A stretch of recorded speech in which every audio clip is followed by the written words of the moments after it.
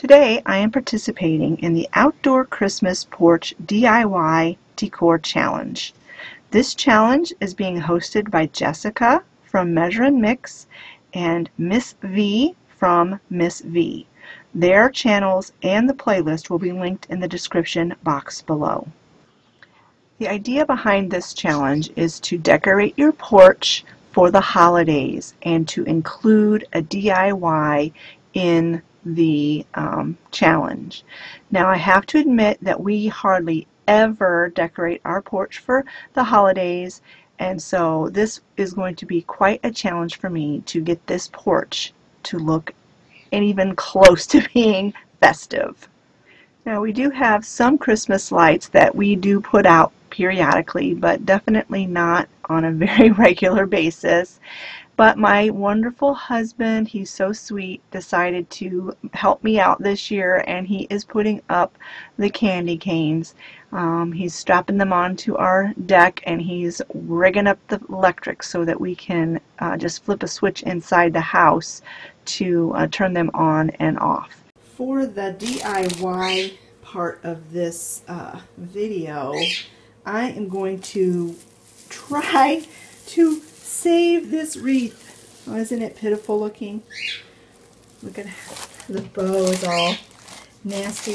I've had this wreath, I don't know how many years, and it's just, I bought this bow, threw it on there, and we hung it out on our deck. We just typically do not do a whole lot of outdoor decor. For two reasons. One, we live out in the middle of nowhere and hardly anybody would ever see it. And two, we live in Indiana where the weather is crazy and we do not have a covered deck or a covered porch, so anything we put outside has to be either thrown away at the end of the season or has to be able to withstand the weather. But for this challenge, I'm going to try to do a little bit more with my front deck, and it won't be as glorious as some, I'm sure, but it's going to be way better than we normally do. So anyway, I'm going to get going working on this wreath to try to make it a little bit more appealing. And as a side note, there's the roses that Olivia got me. Aren't they gorgeous? For $1.50 she got me those roses. And I'm just loving them. Alright, first thing I'm going to do is I'm going to take this poor old bow off and send it to the garbage can. And I'm going to make a new bow. I've been learning how to make bows. Oh, there's always some sort of ruckus going on in my house. Hold on a minute. My crazy dog. She was downstairs and she wanted upstairs and the door was shut. Anyway, so I'm going to make a new bow. I've been learning how to do better bows, so hopefully it'll turn out nice. And then I picked up these little picks at the Goodwill, or it's actually the Salvation Army, and I'm going to incorporate these into the wreath as well. Now the bow I'm going to be making is going to be made out of this ribbon. I got it at Walmart. It's not weather resistant, but if I have to throw it away after the season, that's okay. I didn't want to spend any more money, so I'm trying to use things that I already had or that I could pick up for really cheap. So let's get started making this wreath look happier.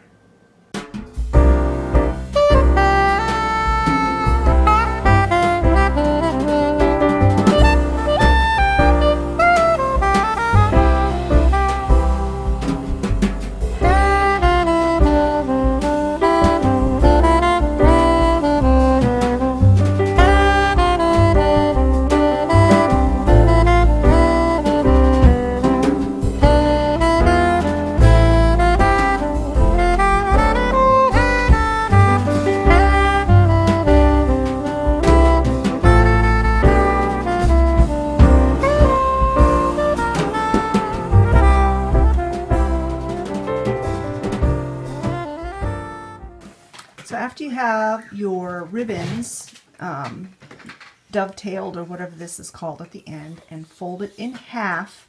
Then you're going to fold them in half one more time, and that's where you're going to pinch the ribbons like this. So I'm going to go ahead and fold the rest of these ribbons in half one more time, and then I'll show you how to actually put the ribbon or put the bow together. So we have all of our ribbons folded in half. So I'm going to open it up and pinch it right there, and you want to hold it with your non-dominant hand between your index finger and your thumb. Just kind of hold it right there, and you're going to do 3 of them with the bow facing up, and you're not going to stack them on top of each other. You're going to put them side to side, side by side. So you have to do 3 this direction. This bow is called a funky bow, and normally you'll use multiple different types of ribbon, not just all one kind of ribbon, but this is the only ribbon I had left, so we're making do. So we have 3 loops going this way, and all the tails are headed this way. So now for the next 3, you're going to go with the tails up and the loops down. Also, I was going to make a 9-loop bow, but I ran out of ribbon, so it's a 7-loop bow. I'm making do, folks. Making do. Like I said, I didn't want to spend a ton of money on this project. So there we have it. I put the last one, since this is a 7-loop bow, I put the last lonely one with the loop facing up. So you've got all of them held in your hand like this. Then you take a pipe cleaner and you kind of eyeball the center of it, and you lay the center of it right on top of your thumb, and then you kind of scoot your thumb up and hold it, and you pull the back pipe cleaner around and then the front one around, and then you want to put your hands as close to the back of this bow as you can, your fingers, and kind of pull with your left hand or your non-dominant hand as you are pulling the opposite direction with the pipe cleaner, and you're twisting it. So you want to make it as tight as you can when you twist. Okay, and you want to twist it numerous times to make sure that it's going to stay. And at this point it really looks horrible, but what you're going to do is just fluff, fluff, fluff, fluff, fluff. I fluffed the daylights out of these bows before they actually look decent. And that is the key to these bows, is you just have to fluff them a lot. And I like to get all of the loops of the bow to the top and all the tails to the bottom, and then kind of pull it a little bit. That's just the way I like to do it, just to kind of get some control of this. And then you just start opening up the loops and fluffing the bow out. Now, this ribbon does have a wire. This bow will only work with wired ribbon. Unfortunately, this particular ribbon, the wire isn't all that great. But like I said, this is going to be going outside in the weather, and I probably will have to throw it away at the end of the season, so I'm not that worried about it. So I'm going to go ahead and keep fluffing this bow, and when I'm ready to move on to the next part of this DIY, I'll bring you back. And hopefully this bow will look much better by then. So I had 2 pieces of the ribbon left over that weren't long enough to make the bow with. So these are what I'm going to make the tails with. So I dovetailed the end, and then I'm just going to kind of pinch this end together, and I'm going to twist it into the back of this bow into the pipe cleaner to adhere it securely in there. Now, I learned how to make these bows from Arlene at Arlene's Country Craft Corner. She is like the bow maker extraordinaire. So if you want to know how to do these bows, and she teaches all different kinds of bows, how to make all different kinds, check out her channel. If I remember, I will link her channel in the description box below. But she's really very creative and a sweet person on top of that. Okay, so the bow is starting to look a little bit better. Inside that bag that I had got from the Salvation Army, there were 5 picks and 1 lonely little pine cone.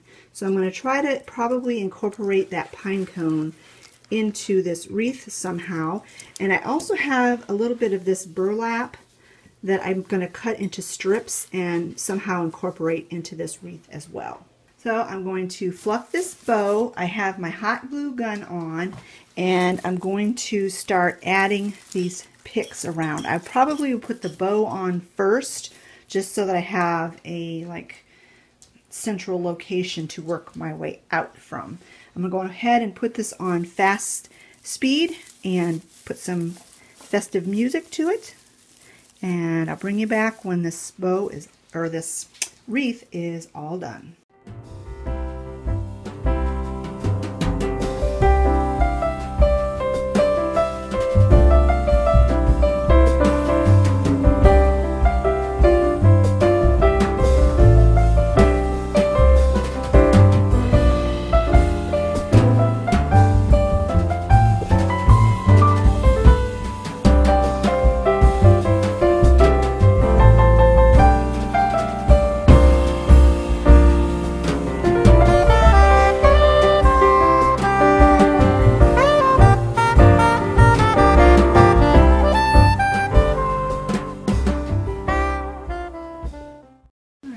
Call it done. I mean, it's pretty simple, but I think it looks much better than it did. I ended up only using 3 of the picks because I like to do things in odd numbers, and I just didn't think there was going to be enough room on here for the other 2. So I just stuck with the 3. I didn't even have to hot glue those on. I just used the little stem on the back and just twisted it around the frame of the wreath.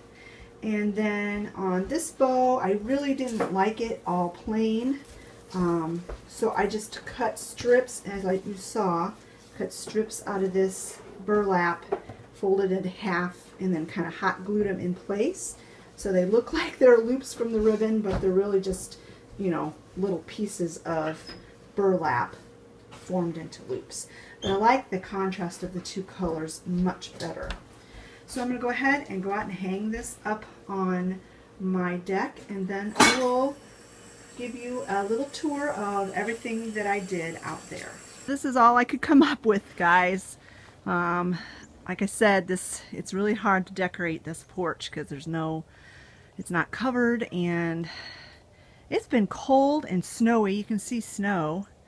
And it's just, we've had a really early winter, actually. It got cold way before Thanksgiving, and it hasn't stopped. But I'll just quickly show you what I did, and then tonight when it's dark, I'll come out and take a few shots of the lights when it's dark. But there's the wreath. That's where that wreath always hangs when I dig it out of the closet and hang it. But I think it does look so much better just with that little bit of sprucing up that I did. And then of course here's the candy canes that my husband put on the deck. They are lit up, but you really can't really see them that well. We have one of those projector things, which you can't see at all right now, but like I said, when it gets dark I'll bring you back out and show you the effect at night. Then up here on the deck, I was just very simple.